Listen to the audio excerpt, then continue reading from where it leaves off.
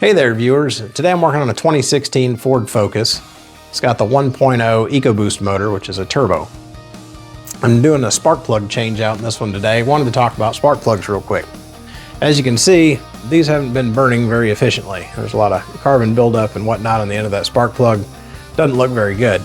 Now, by the nature of the beast with the EcoBoost or any kind of turbo, they don't burn real clean to start with because it uses recycled gas for the turbo. So it's coming from the exhaust, which obviously is not clean. So the spark plug intervals are going to change. It depends on the vehicle and the age of the vehicle as to what kind of spark plugs you run. There's basically three types. You've got a copper core, a platinum, or an iridium. This one's going to be using the iridium spark plugs. Now, copper core, which is pretty much anything before the 90s, had 20 to 30,000 mile intervals for the spark plug change. And then when they went to the platinum, it's closer to 60,000 miles to 100,000 miles for those intervals. And iridiums are pretty much on par with the platinums as far as that goes, about 60 to 100,000 miles. So you don't need to be changing the spark plugs out very often, but you do need to check them from time to time and make sure that they are burning efficiently and doing what they're supposed to do. You can tell when spark plugs are starting to go bad typically because you'll have a little extra engine vibration, or you just notice that the car isn't performing like it used to, throttle response and whatnot. When you're doing your own spark plugs, one, with iridium plugs, you don't want to gap them.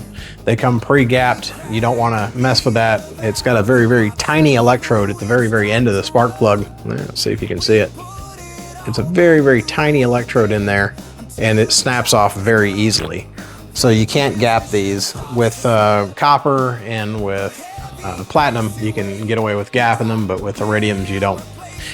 So when you buy the spark plug, it's supposed to come pre-gapped. You kind of got to trust that. You can check it with a feeler gauge, but it's kind of at your own risk there because it's real easy to snap that electrode.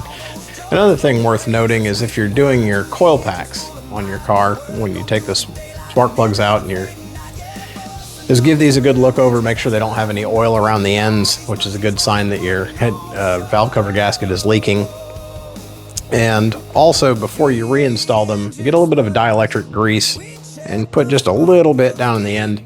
That'll help it to make a good connection, and it'll also help to keep debris out of the spark plug area and avoid corrosion.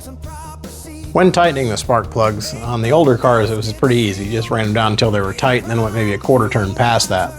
On the newer cars with aluminum heads, you want to make sure that you use the actual torque specs for the car, which varies from vehicle to vehicle, but you can find it online easy enough or in the shop manual.